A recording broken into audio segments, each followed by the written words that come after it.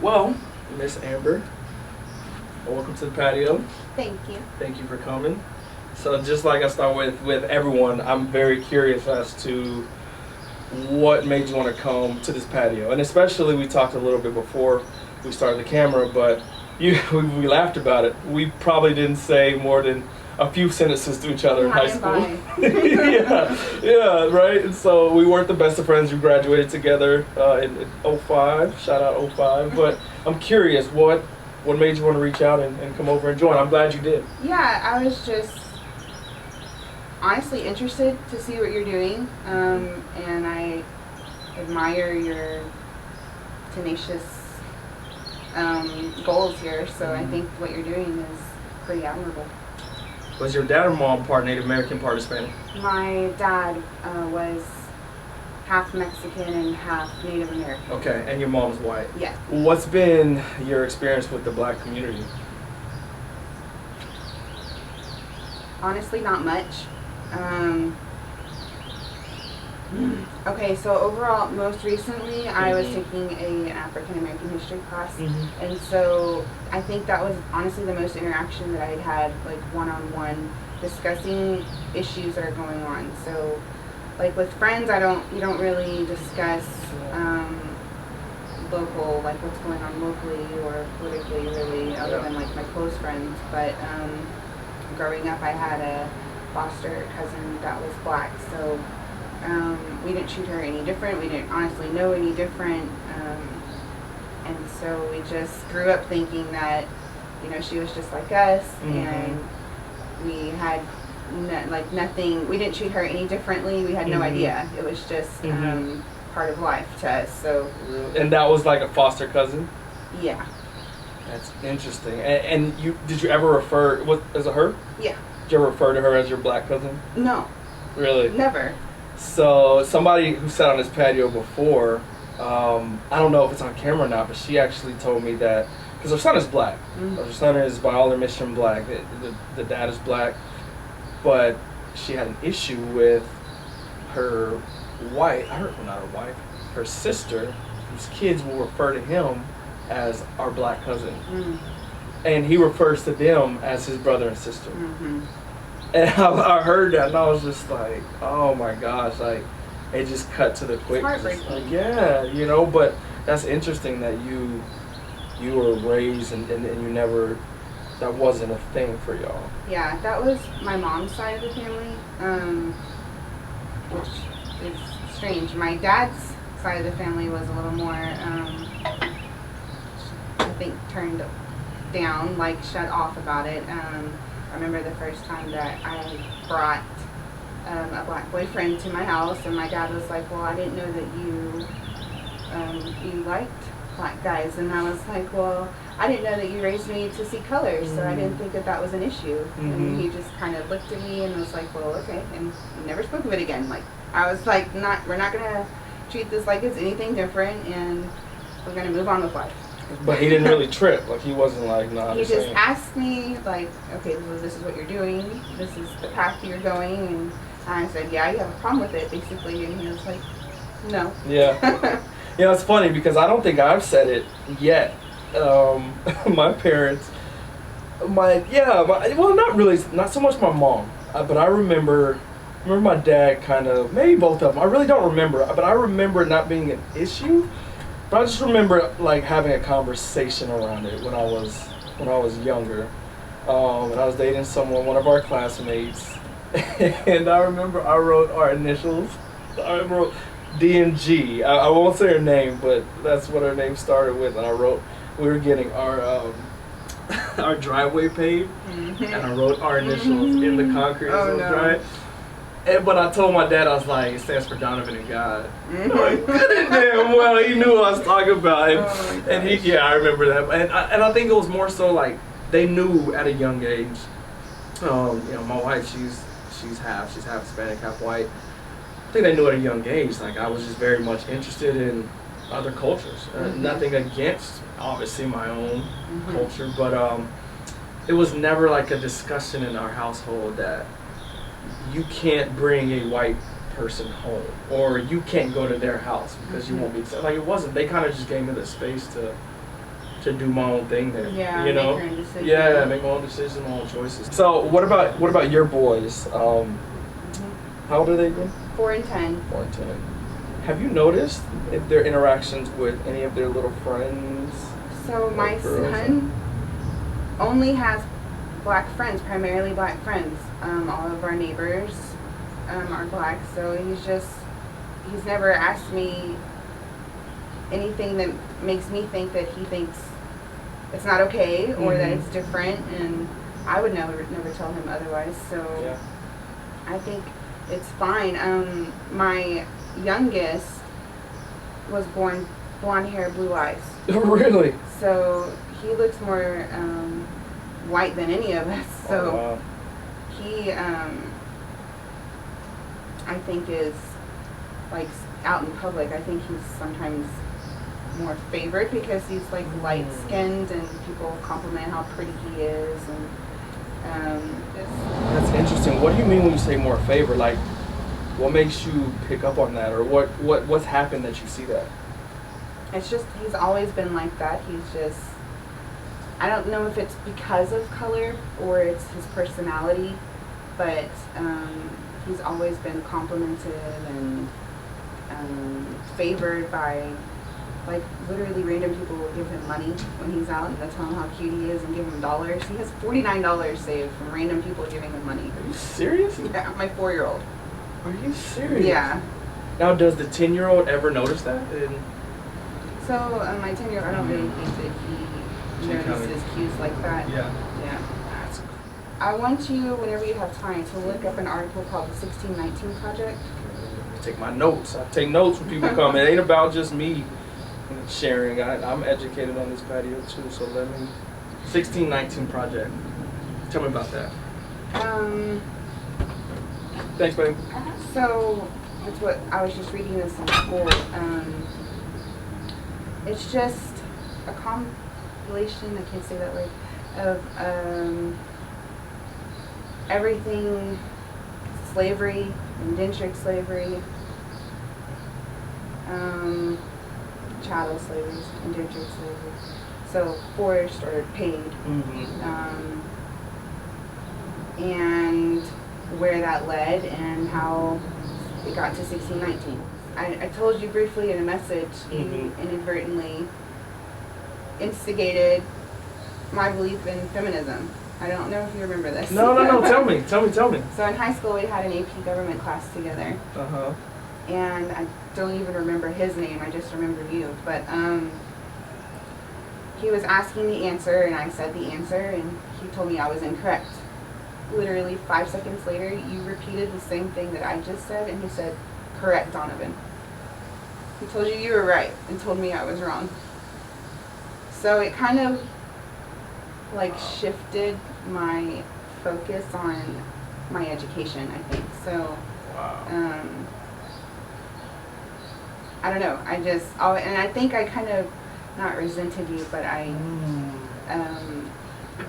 maybe avoided you a little bit in high school because That's real. It was awkward. How can you, and then you're young, so how can you process that? And then how that's so telling because there I am patting myself on the back. I would imagine, I mean, we all like to be told we're right, you know what I mean? And I know for a fact I wasn't this as conscious in high school to be like, yo, she just said the same damn thing. Like, what do you mean, right? Like that's what it would have looked like to have been an ally. You know what I mean? That's what it would have looked like for me to have been conscious in that moment to be like, hold on, man, hold the phone. Like, she just said this, you know? So I love that you shared that because you've carried that. You remember that vividly. And I have no recollection, right? And if we don't have conversations like these, we cannot imagine how somebody else has been marginalized or hurt, you know, because of a lack of awareness, because of a lack of empathy, because of just a lack of consciousness. You know what I mean? Yeah. Like, this is what we should be doing and talking about it. And now I can educate my kids. You can educate your boy. You know, like that's beautiful. I'm glad you shared that. As painful as that might have been, and as angering as that probably is still to think about it. I'm glad you shared that. Well, I was mad then. I'm not as mad now. I'm glad. I'm glad you're not as mad now. But that's shitty. I can only imagine. I thought you were gonna tell me something good I did, but no. I know So most of the experiences I remember from you in high school were just like, really, Donovan? But I don't think you got to just kind of to the point of telling me how you've shown up these past couple months with. Oh, yeah. Yeah. Sorry, I changed subject. Oh, How I've shown up. Well, obviously I haven't done enough. I don't think I've done what everything that I could be doing. I wish that I could do more. But I think the most that I've done recently is started conversations with people that I don't usually start conversations with. So This is an example of that. For sure. well, this is an example, but particularly, white friends, like people that don't usually talk about problems that don't affect them. So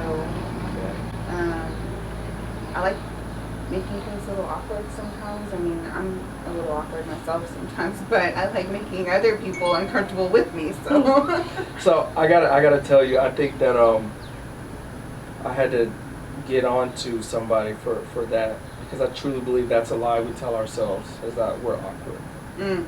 Who are you to say that you're awkward, right? Like, you're Amber, you were designed 100% the way you should be.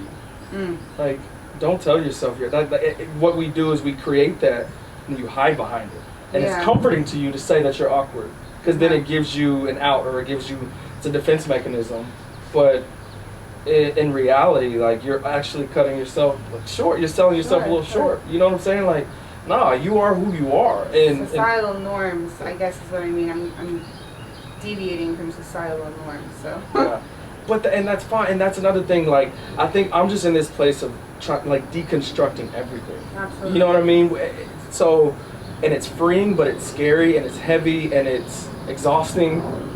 But like, I have to realize that a lot of it is ego driven, and ego is not always what we think it is as far as just like, we think of ego, we think of like pride, right? And we think of like those types of things, and that's part of it. But another part of the ego is something that we create this identity to hide behind, like saying that we're awkward. Yeah. You know what I mean? So that we have this shield that's built in to defend our behavior or whatnot, in case it doesn't show up to that person or to society like they think it should. And that's bullshit. Like, I mean, think about it, right? Like, it's complete bullshit. Like, we shouldn't let. Lauryn Hill said it best. It was like, why we compare ourselves amongst ourselves, but we are not the standard. And for me, how this is showing up for me, like I said, deconstructing things. But I realize, like, there's a cost to this. I get it, but at the end of the day, if a dollar means more than me, and I get the responsibility. I got a house, I got a wife, like, but is that worth my life? Yeah.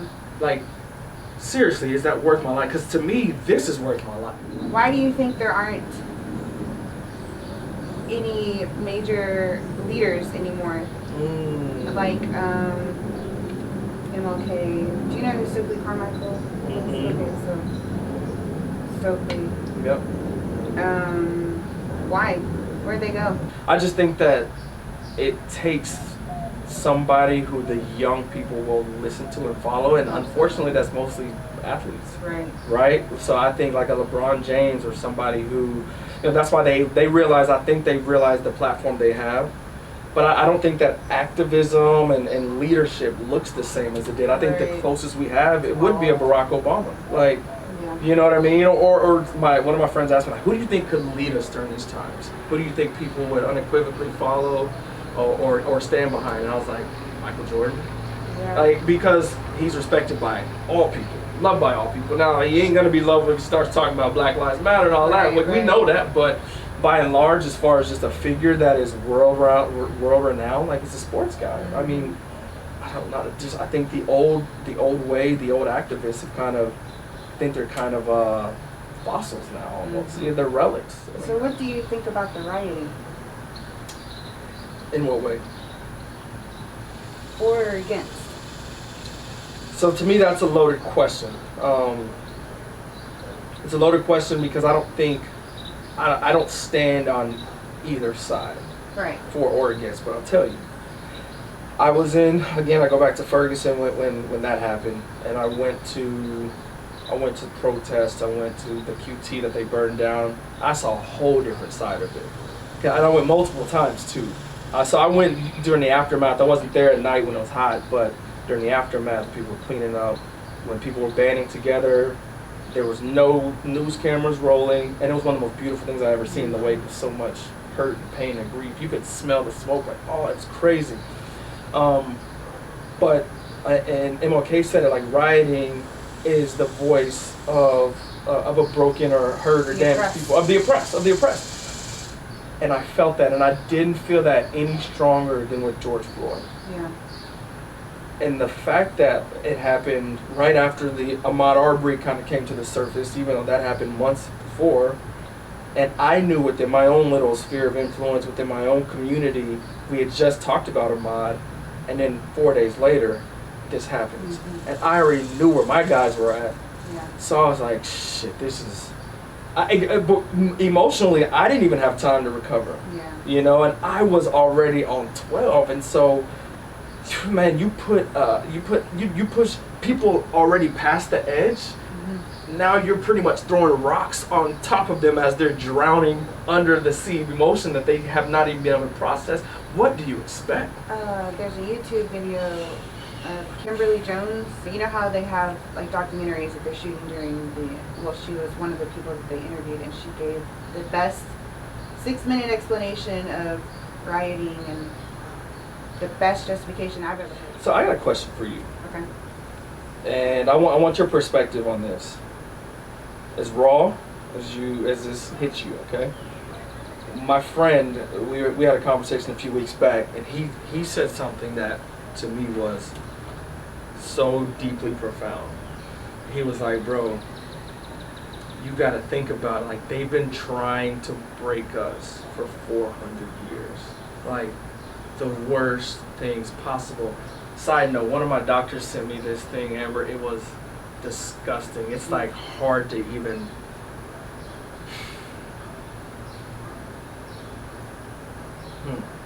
It's hard to articulate. He sent me this article.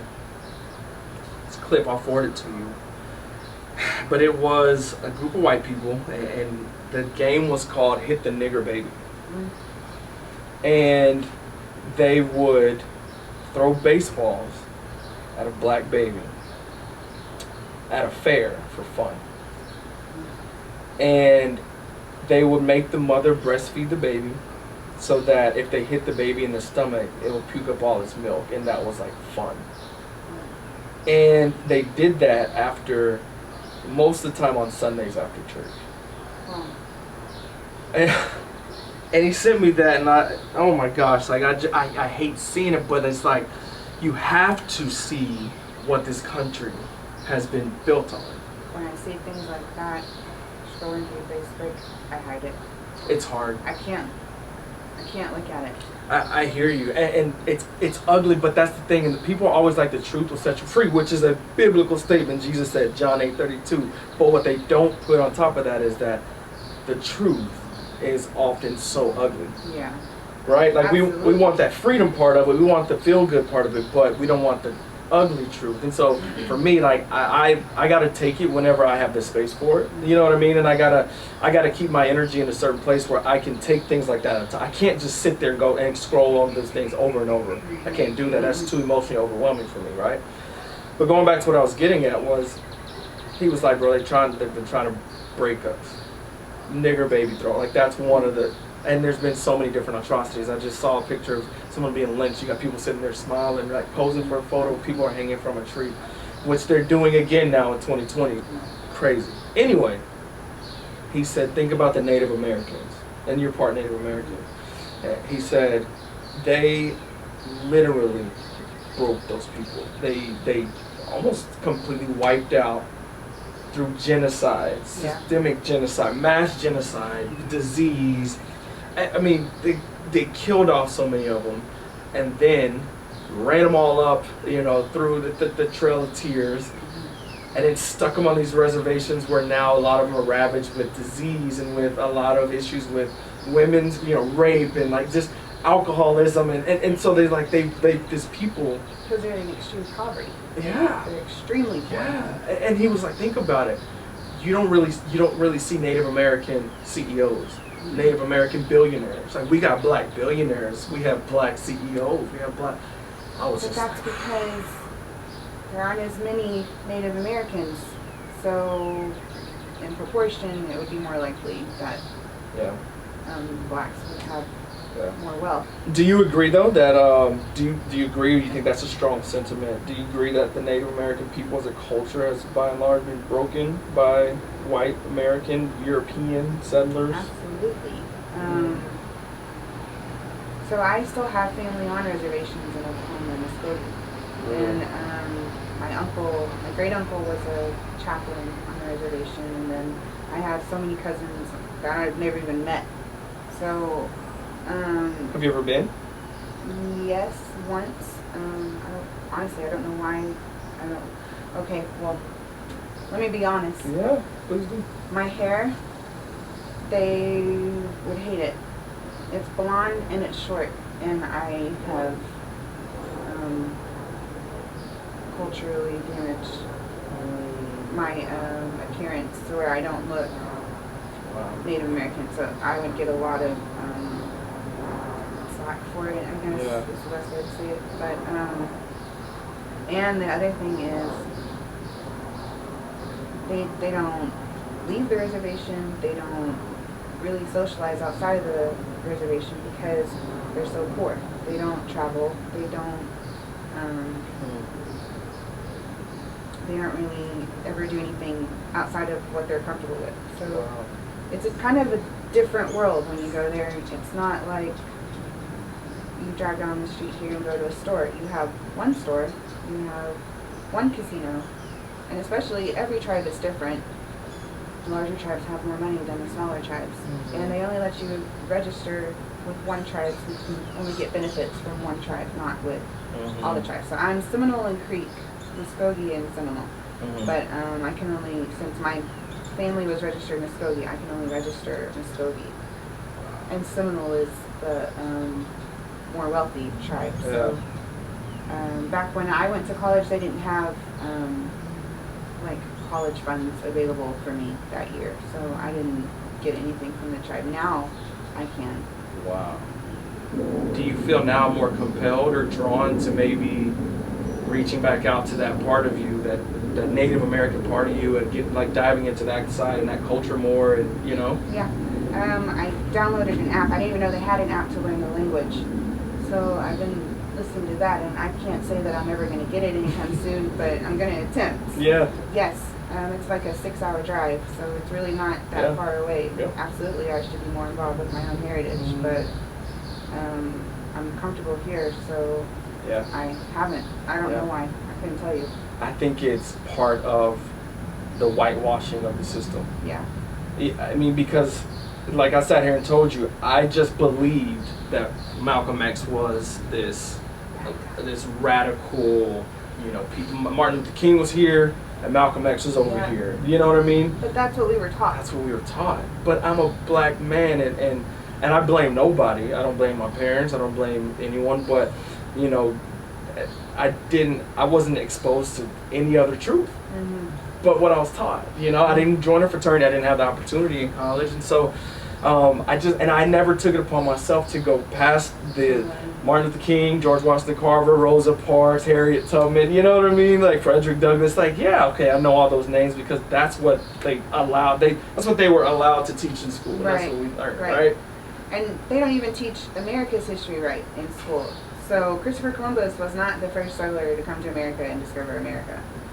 But that's a whole other piece. Yeah, that's a whole. I think maybe even in our lifetimes we will see. I don't know if they'll denounce Columbus Day, but I don't think there's going to be energy put behind in celebrating. What I would hope the American government would do would be to implement Juneteenth as a national holiday and make Christopher Columbus no longer a paid holiday. Right. Recognize whatever, but take away the celebratory, you know, stigma around his name. If you want to keep him in history, fine. Like, that's fine. But like, put him in this rightful place in history. Right. Not to be celebrated as a hero. Absolutely. Put him in his rightful place. Yeah. You know? I'm a part of this group at work, which I was told not to talk about. No, I say that in jest, because I'm going to talk about it. But I'm a part of this group called Christians at Work. And just last week, it just hit me, Amber. I was just like, man, you know, it's been how long now, and I really haven't heard much from this group. We always get together. There's a lot of people on the email chain or the email distribution list, but when we meet, we usually meet a couple times a year because we're not all together as an organization that often, maybe like twice a year. And then we usually meet like one morning for a Devo. It's like 50, 60 people, right? Wow. Pretty consistent. Anyway, I hadn't seen much by way of a conversation or reaching out or anything around racial tension, inequality, social justice, everything that's been flying around on within work outside of this Christian group. These voices were silent, and it bothered me. And then what bothered me more to make me say something was the fact that I'm sitting here on this patio telling people we cannot be silent. Like, we all have a voice, we all have a part to play if we really have a heart to move this country forward and play our part in that. Our small little part, right? Like just the one little brick on this colossal bridge towards reconciliation, right? That's what we can do. We can each put our brick, right? We might not see that bridge built in our lifetime, but we can still put our brick down. And so for me to tell people like, hey, speak up, engage, dive into this, you know, awkward, be dead, whatever, like come into, let's do it. Let's figure this out together. For me to encourage people and then to feel that type of angst and that type of frustration and not say anything would have made me a hypocrite. Yeah. You know? When Luke 15 talks about Jesus leaving, you probably know this parable because you grew up in the church, but the 99 sheep, one is lost, right? Or I guess 100 sheep, 99 and then one is lost. And he goes after the lost sheep. Yeah. And so for the all lives matter people, it's the 99 sheep. Did their lives matter? Of course they did. But they were not the one in trouble. They weren't the ones in trouble at that moment, right? So Jesus went to save the one in trouble, and that's what Black Lives Matter is. Yeah. We are a people who are in trouble. Absolutely. And by that, I know we're not alone in that. I know that LGBTQ communities facing their own persecution. I know women have had their hearts. I get that. But right now in this moment, and through Breonna Taylor, Ahmaud Arbery, Philando Castile, Mike Brown, like I can go on and on. Like, we are the people in trouble, you know? Yeah. And so that's why it is incumbent on you to affirm that Black Lives Matter. That's what that means, you know? And that you want Bible, that's your Bible. Like, is that hard to, can you argue with that? You know what I mean? I really don't believe you can sit here and say you love God, you serve God, you are a Christian. I don't think, Amber, me personally, and I might lose friends, I might lose family, don't give a shit. I don't think you can say you're a Christian, but you have a problem saying Black Lives Matter. Absolutely. Same goes with immigration. How can you be okay with people in cages and yet claim that you love God?